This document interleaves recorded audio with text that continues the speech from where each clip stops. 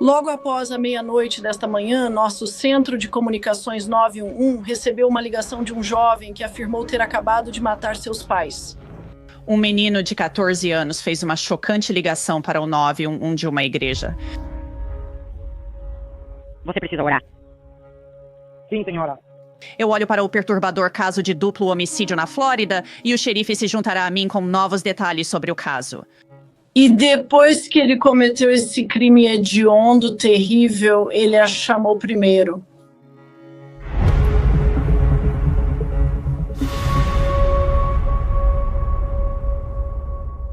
Bem-vindo ao Crime Fix. Sou Anjanette Levy. Uma família no condado de Clay, Flórida, está de luto por uma perda terrível. Terrível e provavelmente tentando descobrir o que aconteceu depois que um menino de 14 anos ligou para o 911 e admitiu ter atirado e matado seus pais.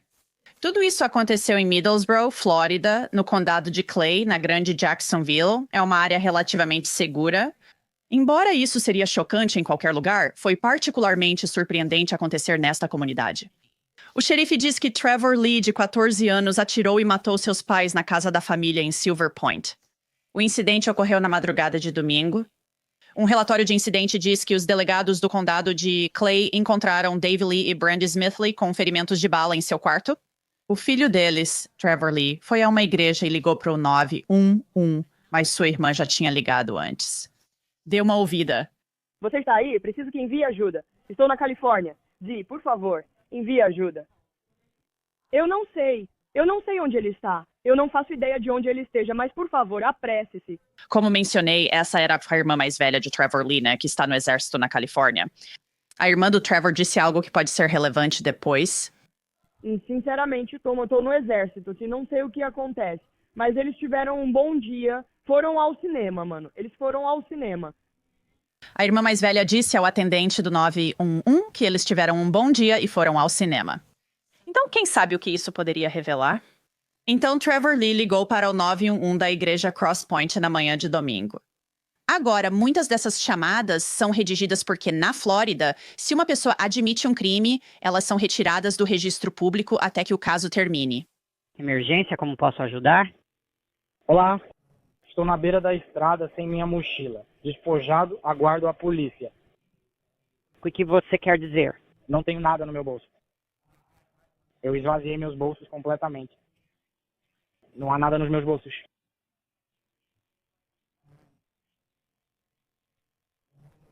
Estou tipo na calçada, estou tipo na parte do meio. Você vai estar no estacionamento? Não, tipo na parte do meio. Na parte do meio de quê? Essa é a igreja? Vou rezar primeiro. Eu preciso rezar. Você precisa rezar? Sim, senhora. Tudo bem. Antes de começar a rezar, me diga exatamente onde você está. Se você está dirigindo em direção à igreja, estou bem na frente da igreja. Há uma grande cruz. Tenha em mente que durante essa ligação, Trevor Lee confessou ao atendente que atirou e matou seus pais. Em um momento durante a ligação, o jovem de 14 anos conta com o atendente para conforto. Você reza? Pode falar, estou ouvindo. Bem, eu estava perguntando. Eu ia te perguntar se você queria. Você poderia rezar por mim, senhora. Filho, estarei rezando por você. Pedimos para não apontarem as armas contra você. Eles estão prestes a se aproximar de você. A atendente de chamadas de emergência está preocupada que isso possa ser uma emboscada. A xerife Michelle Cook se juntará a mim para discutir o motivo em breve. Detetives em textos de cena de crime passaram a manhã na casa processando a cena. Um amigo de Trevor Lee disse à imprensa local que estão chocados com o ocorrido. Um amigo afirmou que a família de Trevor era uma das mais gentis que conhecia. David e Brandy o tratavam muito bem, considerando-o como um filho. Esse amigo contou a uma emissora de televisão que Trevor ligou para ele à meia-noite para dar boa noite e dizer que o amava. Registros mostram que o gabinete do xerife do condado de Clay foi chamado à casa 5 vezes desde 2021, uma vez por uma ameaça de suicídio naquele ano. Em 2022, houve uma chamada por perturbação. Em 2024, os delegados foram chamados à casa 2 vezes por uma pessoa doente. E em abril deste ano, houve uma investigação de acompanhamento desconhecida. Então veio o chamado para o tiroteio na manhã de segunda-feira. Então, para discutir esse caso incrivelmente perturbador, quero trazer a xerife Michelle Cook. Ela é a xerife do condado de Clay, Flórida, e seus detetives estão cuidando dessa investigação. Então, xerife Cook, muito obrigada por vir. Qual é a última atualização nesta investigação? Tenho algumas novidades para compartilhar com você. Isso é, obviamente, extremamente trágico quando você tem um jovem de 14 anos que se sente de tal maneira que a única solução é matar seus pais. Ainda estamos muito no início desta investigação. O suspeito tem sido muito cooperativo com nossos detetives e nos guiando através de seu processo de pensamento, e tudo isso será revelado com o tempo. Mas, através do processo investigativo, descobrimos que ele havia ligado para sua irmã antes de ligar para o 911. Essa é uma nova informação que teremos que rastrear. Sua irmã está no exército, estacionada em outro estado. Então, teremos que trazê-la e entrevistá-la sobre esse problema, esse terrível, terrível incidente. Uau! Isso meio que explode minha mente. Quer dizer, explode e não explode. Quer dizer, ele fez algo que admitiu, e ainda assim ele liga para a irmã mais velha. Obviamente ela é mais velha. Ela está no exército. Temos noção de quanto mais velha ela é? Tipo, ela tem 18 ou 19 anos? Não sei a idade dela, mas sei que é velha o suficiente. Você sabe, obviamente, ela está estacionada, né, acredito, na Califórnia. E depois que ele cometeu esse crime hediondo, terrível, você sabe, ele ligou para ela primeiro. Você sabe, o que é interessante é que depois que ele atirou em seus pais, ele caminhou mais de 1 quilômetro, cerca de 1,5 quilômetros, até uma igreja. Acreditamos que durante a caminhada dele para a igreja, ele ligou para ela. Quando ele chegou à igreja, ligou para o nosso centro de comunicação 911. Nós temos uma ideia, quer dizer, você sabe, outra coisa estranha sobre isso. Sabemos por que ele decidiu ir à igreja a pé. Quer dizer, eu posso meio que conectar um ponto e pensar que ele ligou para a irmã para contar o que ele fez. E ela provavelmente disse a ele para chamar a polícia. É isso que estou pensando. Mas por que ir a pé para uma igreja? Bem, a casa dele está em relação à igreja, mesmo que fosse, sabe, provavelmente perto de 2,5 quilômetros a pé. Era uma linha bastante direta. Esta igreja fica em uma estrada principal e é facilmente discernível enquanto você está caminhando. E eu estou pensando como que a irmã dele apenas o encorajou a ligar para o 911. E ele provavelmente sentiu que caminhar até a igreja e esperar pelos delegados chegar era provavelmente o lugar mais seguro para ele fazer isso. Ele vai até a igreja e chama a polícia. Os atendentes de chamadas ou os atendentes do centro 911, estou supondo, você sabe, eles estão despachando, eles estão tentando obter informações dele, eles estão falando com ele. O que podemos aprender com toda essa situação sobre por que isso se desenrolou da maneira que aconteceu? Sabe, curiosamente, tivemos bastantes chamadas de swatting em nossa comunidade nos últimos anos. Então, inicialmente, quando a chamada chegou, houve alguma preocupação em nosso centro de comunicações de que isso seria outra chamada de swatting. Então, nosso centro de comunicações manteve-o na linha por um bom tempo, enquanto os delegados respondiam à casa e cercavam a casa e então tentavam fazer contato com os ocupantes dentro da casa. E com base nas informações que nosso centro de comunicações estava recebendo, os delegados decidiram prosseguir e entrar na casa para fazer o que chamamos de varredura de proteção, onde os delegados encontraram os 2 pais falecidos. Nosso centro de comunicação, o despachante, fez um trabalho fantástico, mantendo ao telefone e conversando com ele. E em apenas alguns minutos conseguimos colocar os olhos nele na igreja. E neste ponto não sabemos se ele ainda estava armado. Então, o delegado que estava de olho nele esperou por alguns delegados de apoio para chegar lá. Então, eles elaboraram um plano e o detiveram. Ele foi levado sob custódia pacificamente. Ele não, resistiu de forma alguma. Ele foi extremamente cooperativo com os delegados que o levaram sob custódia na igreja e também com os detetives que o interrogaram mais tarde naquela noite. O que ele disse que aconteceu em relação a isso, sabe? Eu acho que talvez um desacordo com os pais dele. Quer dizer, o que sabemos sobre isso? neste ponto, sabe, não há muito que eu possa revelar a respeito disso, porque isso, sabe, leva a um possível modo de ou potencial defesa para ele. E, sabe, eu diria que ele foi muito sincero sobre uma discussão que aconteceu com seus pais mais cedo naquela noite. E ele sentiu que, sabe, essa era a sua única saída, por assim dizer, era tomar as coisas em suas próprias mãos. Muito, muito triste. Uau. Nós temos temos alguma ideia ou você tem uma noção de quanto tempo passou entre essa discussão e ele realmente atirar nos pais? Houve algum período de esfriamento? E eu não tenho o tempo exato, mas eu diria algumas horas dele contemplando quais seriam seus próximos passos. E você sabe, novamente, um fardo pesado para um jovem de 14 anos estar nessa posição e sentir que, você sabe, essa era a maneira dele de lidar com isso, por assim dizer. Mas a discussão aconteceu mais cedo naquela noite, então provavelmente pelo menos algumas horas antes. E ele usa a arma de fogo dos próprios pais para cometer esse crime. Até onde sabemos, a arma usada pertencia à sua mãe. Então, os homicídios aconteceram logo antes dele ligar para a irmã ou ele esperou? Quer dizer, eles estavam dormindo na cama? Quer dizer, o que estava acontecendo? Sabe, isso eu não sei. Eu não sei desde o momento em que ele atirou nos pais até o momento em que ele ligou para a irmã. Eu não sei quanto tempo se passou. E provavelmente conseguiremos estabelecer uma linha do tempo através do nosso processo investigativo. Eu sei que, você sabe, provavelmente levou só uns bons 15 minutos para ele caminhar essa milha e meia de sua casa até a igreja. Então, você sabe, eu não sei se ele, você sabe, saiu imediatamente após matar seus pais e caminhou até a igreja, ou se ele esperou um pouco e depois caminhou até a igreja. Mas poderemos descobrir isso através de nossas entrevistas e juntando as evidências que temos. Nunca se sabe o que acontece por trás de portas fechadas na casa de alguém.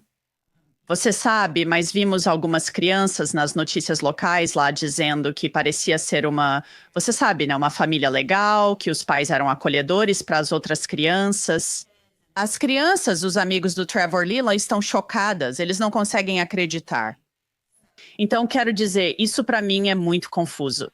Novamente, eu digo que você sabe, dizendo que você nunca sabe o que está acontecendo atrás de portas fechadas. Você sabe, chocada, trágico, Clay County é uma comunidade extremamente segura. Nós somos, você sabe, temos uma população de cerca de 240 mil pessoas em nossa comunidade. Somos uma comunidade muito segura. Isso chocou o núcleo da nossa comunidade. Trevor era um jogador de futebol local conhecido por muitos. É chocante e trágico. Nunca se sabe o que acontece por trás das portas fechadas. E eu espero que você sabe, pelo bem da família, que possamos pelo menos chegar a alguma conclusão sobre o que levou a isso. Com certeza. Parece que o adolescente ali está cooperando, como você disse. Trevor Lee está cooperando. Mas, meu Deus, ainda você sabe, tendo coberto crimes por muito tempo, isso é muito chocante pra mim. Sheriff Cook gostaria de acrescentar mais alguma coisa? O que eu gostaria de dizer é, você sabe, pais, certifiquem-se de que estão conversando com seus filhos. Garanta uma comunicação aberta com eles. E você sabe, se houver uma criança que está lutando, que possa ouvir isso, peça ajuda. Sem dúvida. Sheriff Michelle Cook, muito obrigada. Sim, senhora. Agora, ainda há tantas perguntas para as quais realmente não temos respostas no momento. E uma delas é se Trevor Lee será acusado como adulto. Conversei com Dave Ehrenberg, ex-promotor de justiça do condado de Palm Beach, sobre isso. Dave, agora você atua como advogado de defesa em prática privada do outro lado do tribunal. Isso é uma tragédia absoluta em muitos níveis.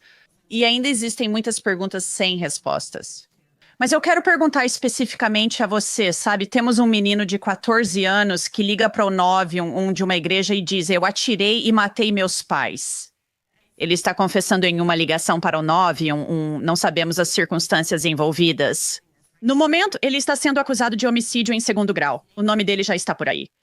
Como você lida com isso como procurador do estado, como o promotor eleito? É bom estar de volta com você, Anjanette. É difícil sempre que você tem alguém tão jovem. Mas o crime é tão hediondo que provavelmente deveria ser tratado como um crime de adulto. Porque se você tratar isso como um crime juvenil, então você está limitado às sanções que podem ser impostas.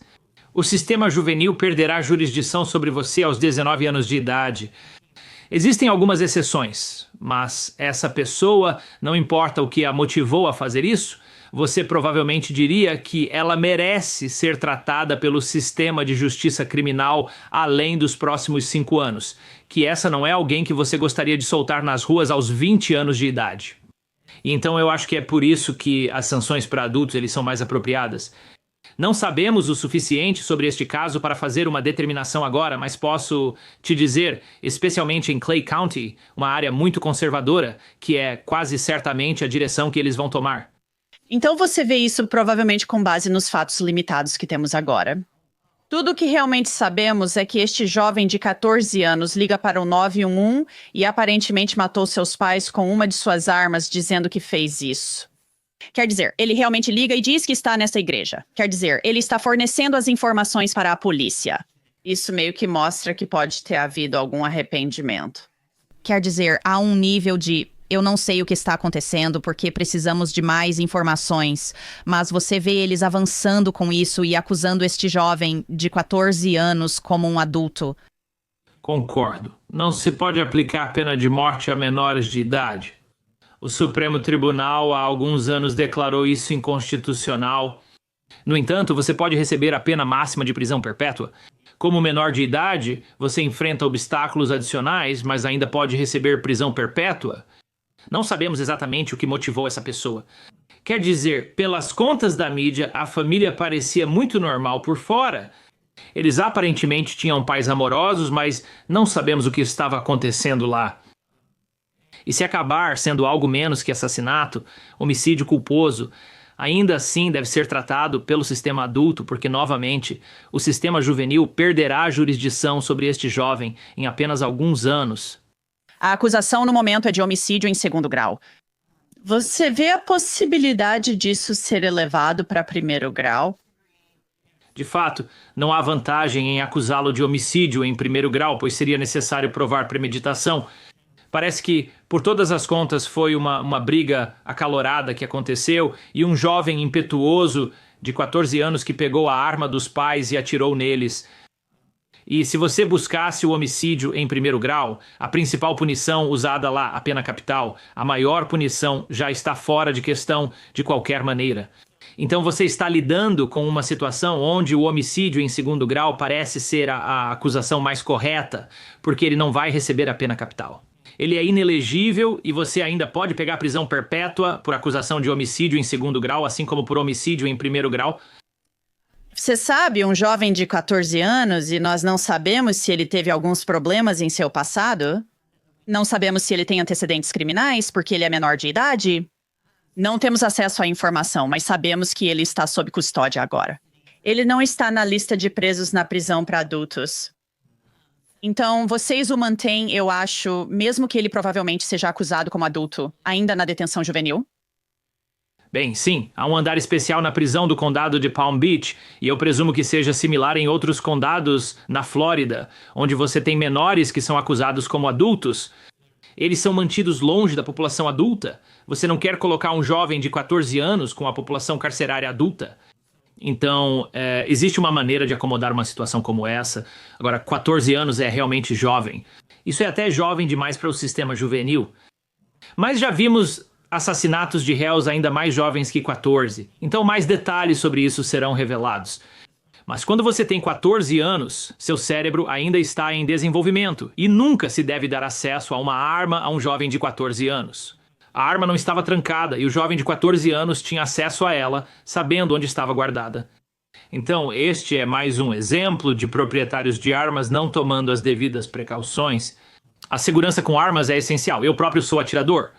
Eu nunca pensaria em ter uma arma pela casa facilmente acessível a um adolescente. Isso é algo que realmente me chamou a atenção.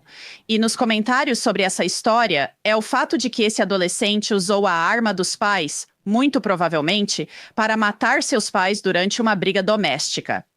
E então, mesmo que haja apenas adultos em casa, sabe, eles recomendam que você sempre deve guardar essas armas em um cofre para armas. Elas não devem ser facilmente acessíveis ou deixadas por aí de qualquer maneira para qualquer um manusear. Isso mesmo. E os pais podem ser acusados se não tomarem as devidas precauções, mas eles estão mortos aqui. Quero dizer, isso é uma tragédia. E então não haverá mais nenhuma acusação relacionada a isso. E agora este filho vai enfrentar repercussões pelo resto da sua vida. Tenho certeza de que ele, com 14 anos e cérebro ainda em desenvolvimento, vai ter um grande arrependimento. Tenho certeza de que ele praticamente não compreende totalmente o que acabou de fazer. Quer dizer, ele acabou de fazer algo que destruiu 3 vidas, a de seus 2 pais e a dele próprio. E nós não sabemos o que estava acontecendo dentro de casa, mas sabemos que muitos dos amigos deste adolescente têm dito, eu estive lá. Os pais sempre me trataram bem. Isso aconteceu perto da meia-noite. Não sabemos o que estava acontecendo na casa. Nunca se sabe o que ocorre a portas fechadas. Então, mas pelo que os amigos estão dizendo, esses amigos adolescentes, eles não viram nenhum sinal de alerta. Ou pelo menos eles não estão dizendo que viram agora. Correto. Mas como você disse corretamente, você não sabe o que acontece atrás dessas portas fechadas. A família pode parecer perfeita por fora, mas ser muito diferente dentro de casa. Isso aconteceu à meia-noite. As tensões estavam acirradas, houve uma briga feia, e de alguma forma ele conseguiu acesso a uma arma e começou a atirar, e depois se denunciou. Ligou para o 911, foi para a igreja e foi preso. Mas isso é uma tragédia em todos os aspectos, e os detalhes vão surgir nas próximas semanas. E vamos aprender cada vez mais. Mas mesmo que houvesse problemas em casa, nunca justifica tomar a lei em suas próprias mãos e matar seus pais a tiros. Quer dizer, até mesmo os irmãos Menendez que alegaram abuso sexual em casa, eles ainda teriam sido condenados por um crime. Talvez tenha sido homicídio culposo, não assassinato. Então não estamos falando que, mesmo se houvesse uma situação ruim em casa, isso ainda seria uma absolvição. Isso não é um passe livre da prisão, você ainda terá que enfrentar as consequências de seus atos. E a menos que haja legítima defesa aqui, e não há evidências de que os pais pegaram a arma e estavam tentando matar o filho, então a legítima defesa não parece ser uma defesa aqui. Esse garoto vai ficar preso por muito tempo. A violência, principalmente com armas de fogo, nunca é a solução. Pegar armas para resolver problemas nunca é a resposta. Então, quanto tempo você acha que essa decisão vai demorar? Quanto tempo você acha que o promotor de justiça do condado de Clay vai demorar para tomar essa decisão? Você acha que será algo bem claro e definido? Eles serão rápidos na decisão. Há limites de tempo em vigor e eles seguirão adiante com a decisão. Eles anunciarão que ele será julgado como adulto, provavelmente com uma acusação de homicídio em 2º grau. Eu ficaria chocado se eles decidissem agora mover para o sistema juvenil. Além disso, o gato saiu da bolsa. No sistema juvenil, tudo é feito de forma confidencial. E no sistema adulto, tudo é exposto ao público. Já sabemos os nomes de todos os envolvidos. Assim, ele não há muito incentivo para, de repente, voltar atrás e dizer: ok, estamos retornando a portas fechadas. Manteremos as identidades das partes em sigilo, tratando o caso no sistema juvenil. Vamos reabilitá-lo e ele estará de volta às ruas aos 19 ou 20 anos. Então não, isso não vai acontecer. Acho que com certeza naquela área Sinclair County eles vão processá-lo como um adulto. Sim, é apenas uma questão de tempo. Vamos ficar atentos. Dave Ehrenberg, muito obrigada. Obrigado, Anjanette. Trevor Lee está detido em um centro de detenção juvenil, enfrentando 2 acusações de homicídio em 2º grau. É isso para este episódio de Crime Fix. Sou Anjanette Levy. Obrigada por me acompanhar. Até a próxima.